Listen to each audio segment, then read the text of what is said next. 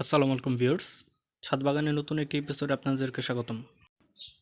অনেকেরই ছাদের টবে বা বারান্দার উঠানে কমলা এবং মাল্টা গাছের চারা বা কলম আছে।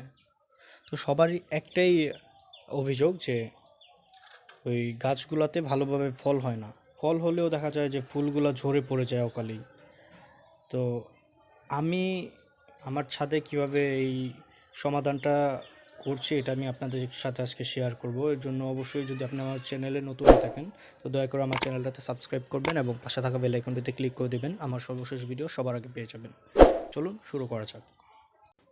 এতক্ষণ ধরে হয়তো বা লক্ষ্য করে দেখছেন যে আমার এই কমলা গাছে প্রচুর পরিমাণে ফুল আসছে এবং ফুল থেকে ফলও হচ্ছে, বাট এগুলো কিন্তু ঝরে পড়েনি। আমি একটু পর নিচে দেখাবো, তাহলে বুঝতে পারবেন। দেখেন, সবগুলা ডালের ভিতর 4-5টা বা এরও অধিক অনেকগুলো ফল আসছে। এই ফলগুলো কীভাবে আসছে বা আমি কী সার বা কী ইউজ করেছি যে কারণে এতগুলো ফল আসছে, এগুলো আমি ভিডিও শেষে বলে দিব। বাট এগুলো আমি আগে একটু দেখাই। যে দেখেন, আমি যদি আমার গাছের নিচে দেখাই, অনেকেরই দেখবেন যে পুরো ফুলগুলো পড়ে ভরে গেছে, বাট দেখেন আমার এখানে শুধু পাপড়ি, মানে যে ফলগুলো থেকে গেছে আর পাপড়িগুলো ঝরে পড়ে গেছে দেখেন। বাট যা অনেকেরই বাসায় দেখবেন যে শুধু ফুলই পড়ে থাকে, বাট আমার এখানে শুধু পাপড়ি। এবার আসি যে আমি কি ইউজ করেছি এটাতে।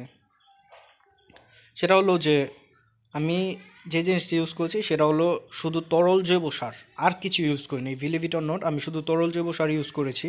এর আগেও আমি অনেক কমলা খেয়েছি, বাট আর ইউজ করিনি তরল জৈব সার। আর তরল জৈব সারটা কোথা থেকে পাবো, কিভাবে ইউজ করব, এগুলা আমার একটা পূর্ণ ভিডিও দেওয়া আছে আমার চ্যানেলে, আর এটা ডিসক্রিপশন বক্সে আমি আমার ওই ভিডিওর লিঙ্কটা দিয়ে দিব। আপনি চাইলে খুব সহজেই শিখে নিতে পারবেন কীভাবে তরল জৈব সার বানায়।